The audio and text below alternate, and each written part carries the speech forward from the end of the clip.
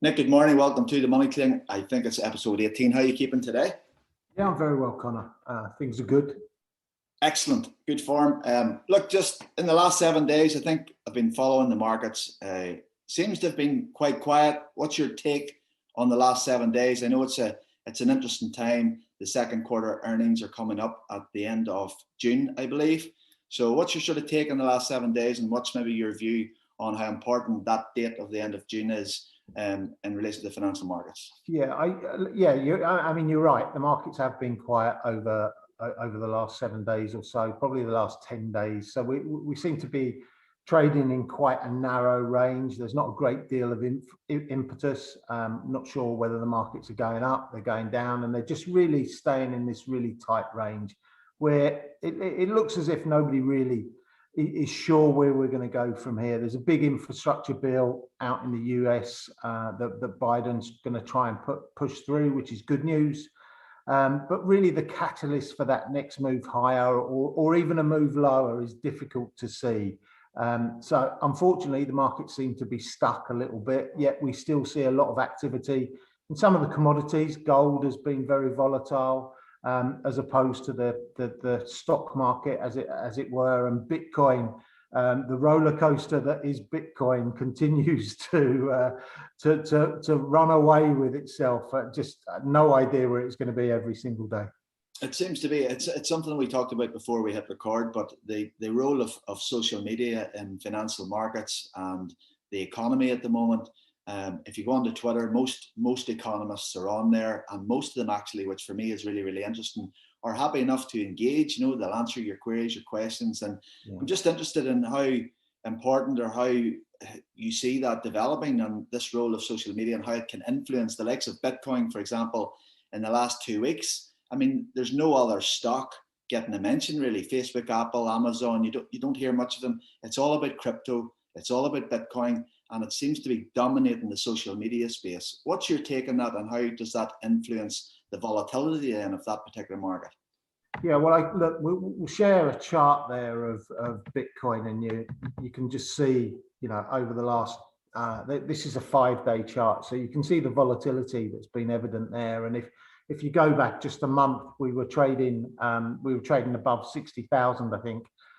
Which seems crazy now when it's back down at 38. So there's been this huge retracement, but you're spot on. I mean, social media is the main driver of this. I think it's not fair to say it's the only driver, but it's definitely the main driver, along with Elon Musk and what Elon Musk is doing in relation to Bitcoin. So it's very, very sensitive to news and what people are thinking. And you know, I saw a comment from somebody at Citibank earlier this week about traditional stock market investing, and I think he's the managing director, or he's a managing director within that firm. And his comment was that stock market investing should be like paint drying. It's not something you look at every single day to see how it's moved. It's a long-term investment, and you're investing based on the fundamentals. And Bitcoin's the complete opposite. It really is just that roller coaster.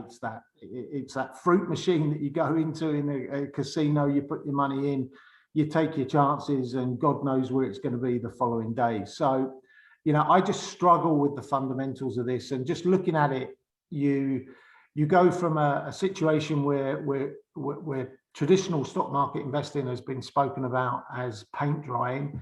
And then you've got this instant gratification that comes around through social media and the way that people are talking about things like Bitcoin, the Robin Hood investing that we saw at the beginning of this year. And it's just very, very dangerous. I mean, you know, just looking at that Bitcoin chart, and I'll widen it up so that we're looking at a 3-month chart, and you can see that huge drop off that we've seen since the beginning of the year. So up above 60,000.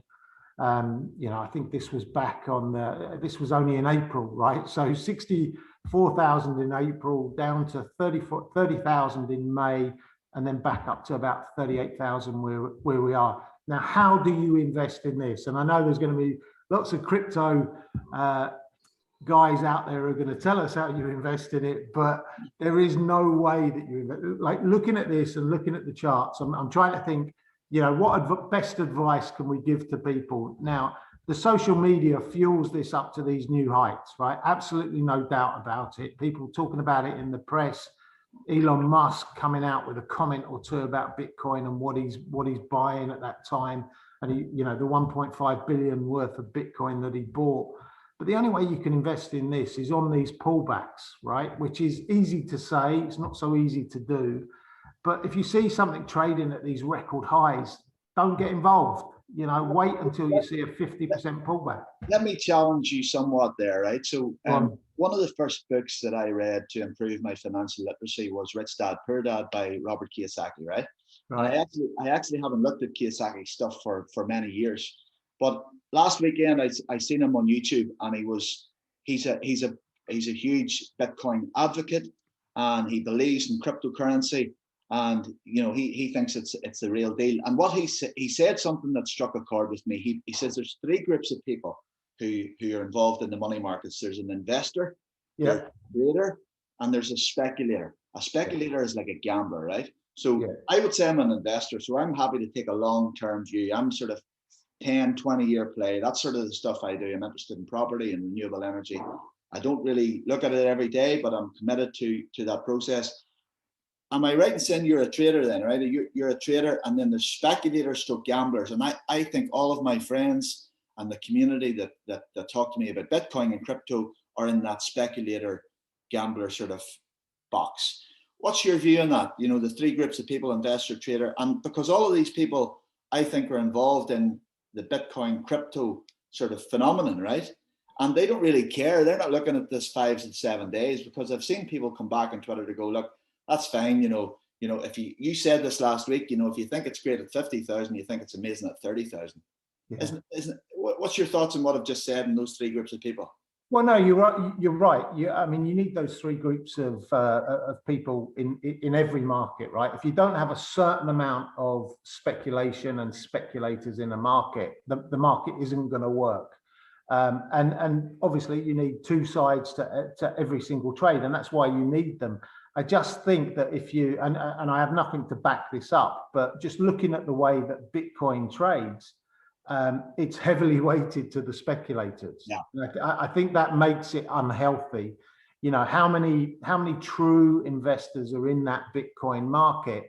It's difficult to say. I mean, I think it's limited, right? Because if you own, but for the normal man in the street, right? If you own Bitcoin at 60,000 and you wake up 7 days later or 14 days later and it's 30,000, you're not going to get involved again.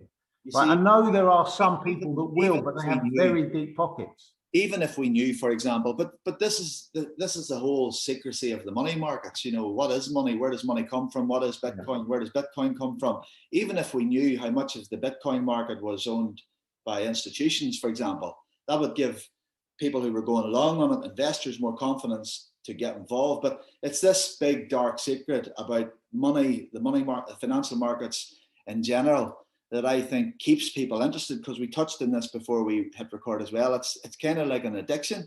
People are addicted to the financial markets. It releases dopamine in their brains. Is that something you recognize? Oh no, look, absolutely. There's a book called The Hour Between Dog and Wolf, which was written by a guy called John Coates, who used to work for Goldman Sachs many years ago and was very successful, but went on to become a professor of neurology at Cambridge. And he talks extensively about this. And again, I think, how many people are now addicted to this crypto market is a big question. And I think you'll find that there's a lot of people, and whether it's you're going away from the big cost cryptos such as Bitcoin, and you're looking at the newer, smaller value that you can get involved in, that there are those levels of dopamine being released, and people are, whether they're addicted at this stage, but it does have that, and it's the whole gambling mentality that you spoke about as well. People doubling down and things like that. It's very dangerous. Okay, well, look, that's another 10 minutes nearly done. I'm delighted that we get through this money clinic, and we didn't even get to speak about football, because I was looking to talk to you about that today. Why? Who played? I actually haven't been following any football in the last couple of weeks, so